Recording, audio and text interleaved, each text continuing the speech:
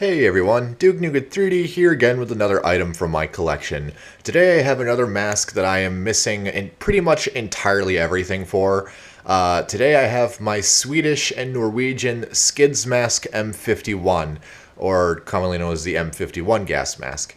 These were created sometime in the early 1960s, potentially late 50s, as the standard protective mask for the Swedish and later Norwegian militaries. They are clearly a copy of the US M9A1 series, or M9 series rather, field protective masks, and pretty much could be described as a more modernized, at least in terms of materials, variant of the design.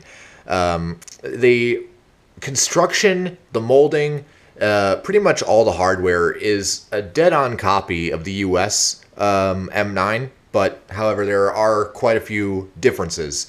For instance, the rubber is molded of a very strange, I can't tell if it's natural rubber or if it's a natural artificial blend, but however it is a very dark green rubber as opposed to white rubber like the M9. And it also uses an elongated outlet valve cover, much longer noticeably than the C15 valve on the M9. The hardware, at least the valves, are held on with electrical tape and wire instead of fabric tape, and overall it has a bit of a different feel to it than the American M9.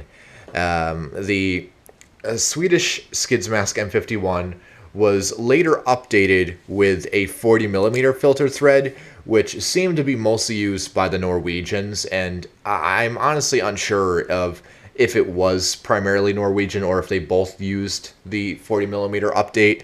However, later on, the Skyddsmask M51 was retired and replaced in Sweden sometime in the 1990s with the Forsheda F2, otherwise known as the Skyddsmask M90, and the Norwegians eventually replaced it with the British FM12. The Skyddsmask M51 is one of many very common masks on the surplus market and can be had for as low as $20 at times. My example, as I mentioned, is completely missing everything but the mask. The carrier and the filter were pretty much the same affair for each country that used this mask. However, I believe the Norwegian carriers for this mask were patterned more like the US M11, whereas the Swedish ones were slightly different in the way they opened and closed. However, they still had the same general shape and appearance. The accessories for this mask also may have differed between the countries it was used by. However, I don't know too much about that. Today, I'm just going to go over the mask that I have, and that's pretty much, again, that's all I have. So, as I mentioned, very dark green rubber. Sometimes these were made of a lighter green rubber, but those variants are kind of rare. The rubber, like I said, feels like a natural rubber and artificial rubber blend. I can't really put how to describe it. It doesn't feel, as, I don't want to say as porous, but it just doesn't have the same feeling. It feels much smoother than most natural rubber, and it has just a certain weight and appearance and smell to it that doesn't really match up with pure natural rubber. The metal parts are very nice. They don't seem like they'll corrode anytime soon. They seem to be mostly aluminum or some sort of alloy. The webbing for the harness is kind of okay. It's not the greatest quality, but it's good for what it needs to be. As mentioned, the valves use electrical tape in place of fabric tape. Why this was chosen, I'm not sure, but in hindsight, it does seem like somewhat of a better idea for decontaminating the mask. That means one less fabric item on it that needs time to dry. You can see a close-up of the elongated outlet valve. Why it needed to be this long, I have no clue, but whatever the case, that's how they made it. I do not know the manufacturer of my example. You can see a 1962 stamp there, same for as on the side of the facepiece. I have not figured out how the Swedish/Norwegian clocks work, and by clocks I mean that roundel where there's a bunch of slots for dots to be molded into to indicate the quarter or the month manufactured. There seems to be many more slots on the Norwegian and Swedish clocks than there does on the US one, so I have not figured out when exactly in 1962 this mask was made. And again, I do not know the manufacturer. All that I have as for a hint of a manufacturer is a stamp that says 160. Let me look at that. Yeah, 160. I know that these masks were made by a multitude of different manufacturers. So if anyone, any Swedish, Norwegian, or just anyone who knows what 160 is, feel free to let me know.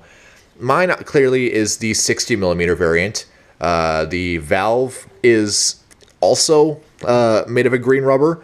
There are very few, the only part on this mask that is not green rubber is the outlet valve, which I will show you here is obviously gray, which I kind of thought was weird.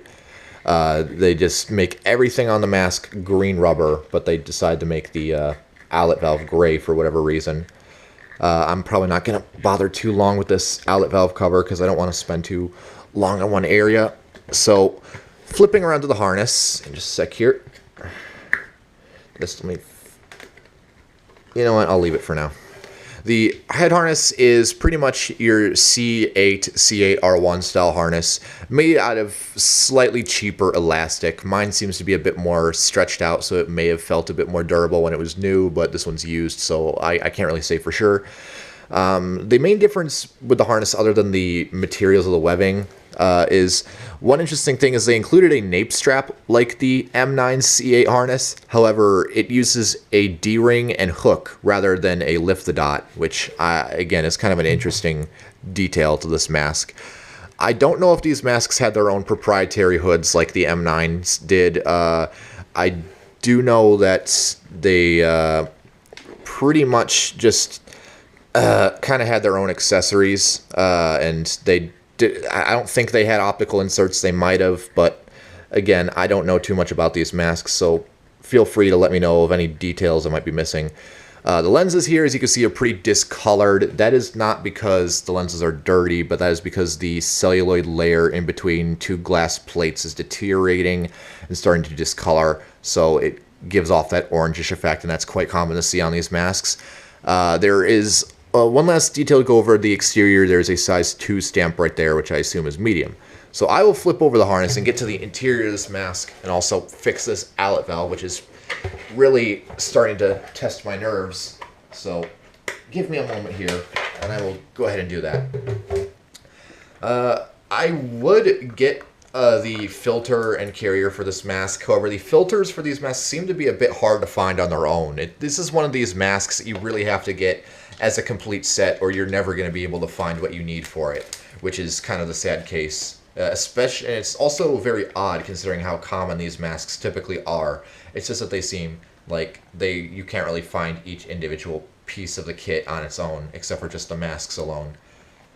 Inside the mask, as you can see, interestingly molded of smooth rubber. It is not textured like the M9, so it is very comfortable to wear. It has a black Oranizel cup, as you can see, which is interesting. That's the only other part on this mask which is not molded of green rubber.